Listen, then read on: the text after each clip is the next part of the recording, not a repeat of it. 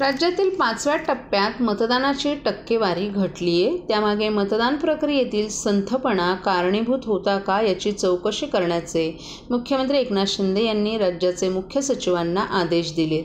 मुख्यमंत्री एकनाथ शिंदे यांनी मतदान प्रक्रियेदरम्यान आलेल्या अनेक तक्रारींची गंभीर दखलही घेतली. मतदानाच्या वेळी वृद्ध मतदारांना रांगेचा आणि कडक उन्हाचा, मतदारांना झालेला त्रास, त्यामुळे मतदानावर झालेला परिणाम यांची सविस्तर चौकशी करण्याचे मुख्यमंत्री एकनाथ शिंदे यांनी मुख्य सचिव करीर यांना आदेश दिलेत. 5व्या टप्प्यातील मतदान प्रक्रियेची प्रशासनानं पुरेशी काळजी घेतली नव्हती का? मतदान टक्केवारी कमी का झाली? प्रशासन कुठे कमी पडलं याची तात्काळ चौकशी करण्याचे मुख्यमंत्र्यांनी आदेश दिलेत.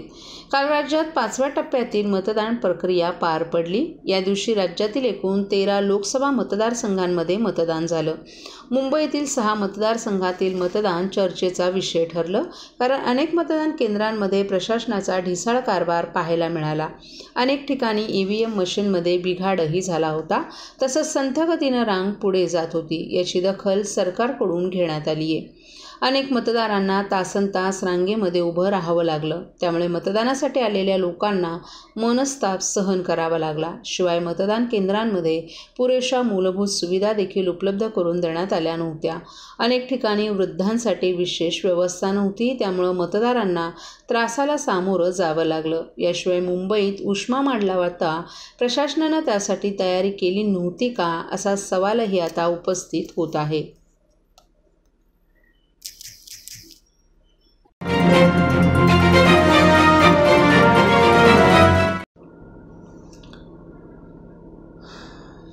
महाराष्ट्र राज्य माध्यमिक आणि उच्च माध्यमिक शिक्षण मंडळाच्या वतीनं घेण्यात आलेल्या HSC अर्थात 12वीच्या परीक्षेचा निकाल आज जाहीर करण्यात आला आहे. यंदा 12वीचा निकाल 93.37% इतका लागला आहे. सर्वाधिक म्हणजे 97.51% निकाल कोकण विभागाचा, तर मुंबई विभागाचा सर्वात कमी म्हणजेच 91.95% इतका निकाल लागला आहे. राज्य मंडळाचे अध्यक्ष शरद गोसावी यांनी एका पत्रकार परिषदेत हा निकाल जाहीर झाल्याची घोषणा केली.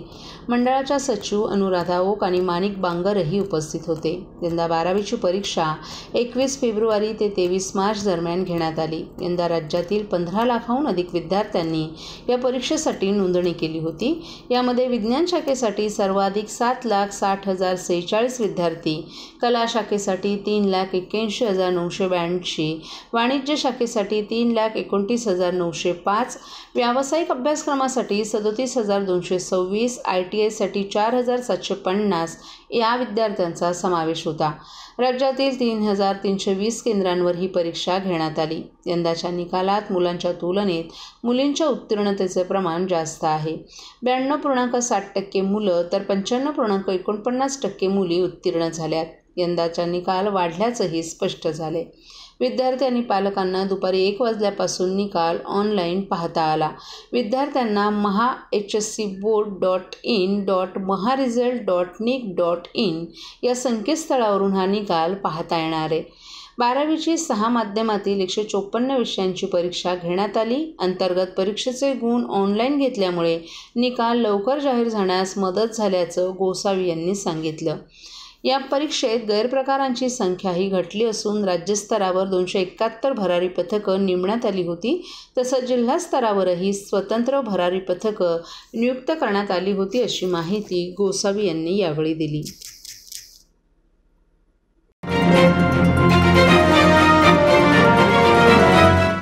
सर्व नागरिकांना आवाहन करण्यात येत आहे की सध्या डासांमार्फत पसरणाऱ्या डेंग्यू या आजाराचा प्रसार रोखण्यासाठी प्रत्येकाने पुढील प्रमाणे कार्यवाही करावी. डेंग्यू आजार एडिस इजिप्ती हा डास चावल्याने होतो. या डासांची पैदास साचलेल्या किंवा साचवलेल्या स्वच्छ पाण्यामध्ये होते. 8 दिवसांपेक्षा जास्त दिवस पाणी उघडे व साचून राहिल्यास त्यात डास अंडी घालतात. अंड्यांच्या अळ्या तयार होऊन पुढे डास तयार होतात. यासाठी आपल्या घरातील पाणी साठे, उदाहरणार्थ बॅरल्स, पिंपे, टाक्या, हौद, रांजणे इत्यादी दर आठवड्याला रिकामे करून घासून पुसून कोरडे करून पुन्हा भरावे. 1 दिवस कोरडा दिवस म्हणून पाळावा. पाणी साठ्यांना घट्ट झाकणे बसवावीत किंवा जुनी साडी, चादर, धोतर यांनी बांधून झाकून ठेवावीत, म्हणजे डास त्यात जाऊन अंडी घालणार नाहीत. घराच्या गच्चीवर, आजूबाजूला, अंगणात कोठेही पाणी साचू देऊ नये. भंगार सामान उघड्यावर टाकू नये. उदाहरणार्थ टायर्स, प्लास्टिक सामान, कुंड्या, टाकाऊ वस्तू इत्यादी. अशा सामानात पावसाचे पाणी साठून त्यात डेंग्यूच्या डासांची पैदास होते. घरातील कूलर्स, फ्रीजच्या पाठीमागील ट्रे हे देखील वेळोवेळी कोरडे करावेत. लक्षात ठेवा, नुसत्या फवारणीने डास घनता कमी होत नाही, तर त्यासाठी डास पैदास ठिकाणे नष्ट करणे ही आपल्या सर्वांची जबाबदारी आहे. कोणताही ताप अंगावर न काढता जवळच्या शासकीय रुग्णालयात मोफत औषधोपचार घ्या. अशा प्रकारे नागरिकांनी सहकार्य केल्यास डेंग्यूचा प्रसार रोखणे सहज शक्य आहे.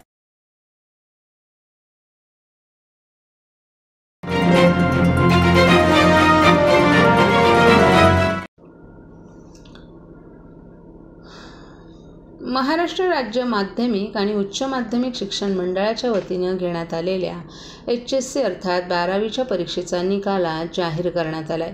यंदा 12वीचा निकाल 93.37% इतका लागला आहे. सर्वाधिक म्हणजेच 97.51% निकाल कोकण विभागाचा, तर मुंबई विभागाचा सर्वात कमी म्हणजेच 91.95% इतका निकाल लागला आहे. राज्य मंडळाचे अध्यक्ष शरद गोसावी यांनी एका पत्रकार परिषदेत हा निकाल जाहीर झाल्याची घोषणा केली. मंडळाच्या सचिव अनुराधा ओक आणि माणिक बांगरही उपस्थित होते. यंदा 12वीची परीक्षा 21 फेब्रुवारी ते 23 मार्च दरम्यान घेण्यात आली. यंदा राज्यातील 15 लाखाहून अधिक विद्यार्थ्यांनी या परीक्षेसाठी नोंदणी केली होती. यामध्ये विज्ञान शाखेसाठी सर्वाधिक 7,60,046 विद्यार्थी, कला शाखेसाठी 3,81,982, वाणिज्य शाखेसाठी 3,29,905, व्यावसायिक अभ्यासक्रमासाठी 37,226, ITI-साठी 4,750 या विद्यार्थ्यांचा समावेश होता. राज्यातील 3,320 केंद्रांवर ही परीक्षा घेण्यात आली. यंदाच्या निकालात मुलांच्या तुलनेत मुलींच्या उत्तीर्णतेचे प्रमाण जास्त आहे. 92.60% मुलं तर 95.49% मुली उत्तीर्ण झाल्यात. यंदाचा निकाल वाढल्याचंही स्पष्ट झाले. विद्यार्थी आणि पालकांना दुपारी 1 वाजल्यापासून निकाल ऑनलाईन पाहता आला. विद्यार्थ्यांना mahhcboard.in.maharesult.nic.in या संकेतस्थळावरून हा निकाल पाहता येणार आहे. 12वीची 6 माध्यमातील 154 विषयांची परीक्षा घेण्यात आली. अंतर्गत परीक्षेचे गुण ऑनलाईन घेतल्यामुळे निकाल लवकर जाहीर झाण्यास मदत झाल्याचं गोसावी यांनी सांगितलं. या परीक्षेत गैरप्रकारांची संख्याही घटली असून राज्यस्तरावर 271 भरारी पथकं नेमण्यात आली होती. तसंच जिल्हा स्तरावरही स्वतंत्र भरारी पथकं नियुक्त करण्यात आली होती, अशी माहिती गोसावी यांनी यावेळी दिली.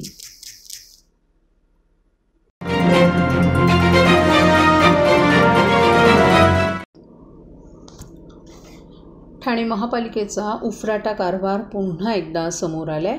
आधीच महापालिकेची आर्थिक स्थिती कमकुवत असताना बेकायदा बांधकामं प्रशासनाची डोकेदुखी ठरत आहे. त्यातच बेकायदा बांधकामांवरील कारवाईसाठी 41 कोटींचा खर्च पालिका प्रशासनानं केलाय. तर या अनधिकृत बांधकाम विरोधी मोहिमेतून अवघे 7,80,00,000 रुपयाची वसुली झाली आहे. दरम्यान कारवाईच्या उत्पन्नामधून मिळणाऱ्या पैशांपेक्षा 4 पट जास्त खर्च होत असल्यानं पालिकेच्या भ्रष्ट अधिकाऱ्यांवर फौजदारी गुन्हे दाखल करण्याची मागणी राष्ट्रवादी काँग्रेस शरद पवार पक्षाचे माजी नगरसेवक हिरा पाटील यांनी आयुक्तांकडे केली आहे. महापालिका हद्दीत बेकायदा बांधकामांचा प्रश्न नेहमी चर्चेचा विषय बनतो. अधिकृत बांधकामांवरील कारवाईसाठी पालिका प्रशासनाला करोडो रुपये खर्च करावे लागतात. हा पैसा सर्वसामान्य नागरिकांच्या कररूपी उत्पन्नामधून आलेल्या पैशांतून होत असल्यानं उत्पन्न कमी आणि खर्च जास्त असं चित्र अर्थसंकल्पामध्ये दिसून येते. अनधिकृत बांधकामांबाबतची बरीच प्रकरणं उच्च न्यायालयात निकाली काढली तर प्रकरणं सुरू आहेत. काही प्रकरणांमध्ये निकाल लागूनही कारवाई होत नसल्याचा आक्षेप हिरा पाटील यांनी आयुक्तांना दिलेल्या निवेदनात नोंदवलाय. ठाणे महापालिकेचे सन 2024-25च्या अंदाजपत्रकात अतिक्रमण विभागाकडून जी वसुली केली जाते त्यातून 7,80,00,000 रुपये उत्पन्न स्वरूपात जमा दाखवला आहे. तर अशी बांधकामं तोडण्यासाठी 40,89,00,000 खर्च दर्शवलाय. म्हणजे शहर अधिकृत करण्यासाठी पालिका 33,09,00,000 रुपये जनतेच्या पैशांतून खर्च करत असल्याकडेही हिरा पाटील यांनी लक्ष वेधलंय.